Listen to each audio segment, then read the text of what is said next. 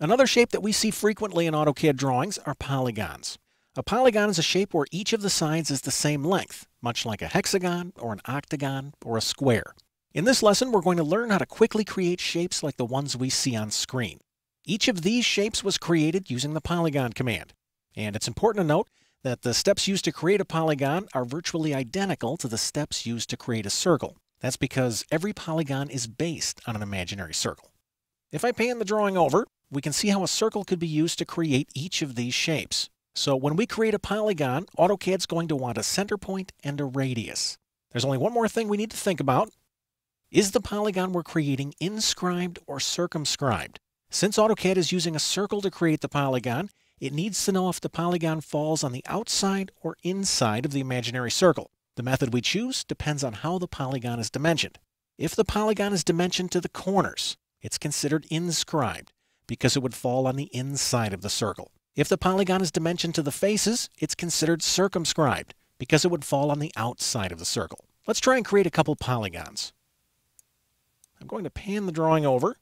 Let's zoom in a little bit.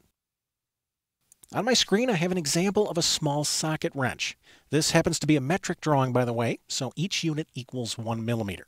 I'm going to zoom in a little bit closer on this bottom portion, and you can see I have a drawing of a standard 12 millimeter socket, complete with a view of each end. Let's see if we can use the polygon command to replicate each of these end views. We'll start with the one on the left. To launch the polygon command, I'm going to come up to the Draw panel. I'll click this flyout to expand the panel, and I'll launch the command right here. Now, AutoCAD needs the number of sides. In this case, I'll type 6 and hit Enter. And remember that when we create a polygon, it's just like creating a circle. So AutoCAD wants the center location. That would be the center of this circle. And is this polygon inscribed or circumscribed? Well, in this case, the distance that I'm given is from face to face. So this must be a circumscribed polygon. Finally, what's the radius of the imaginary circle? Well, I know 12 is the diameter of the circle, so my radius must be 6. All right, let's create the polygon in this end view.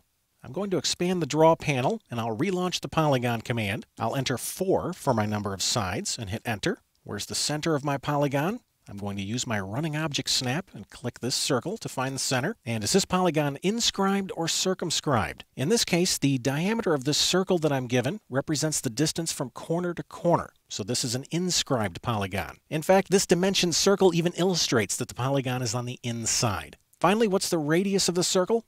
Well, if the diameter is 9, my radius must be 4.5. Enter.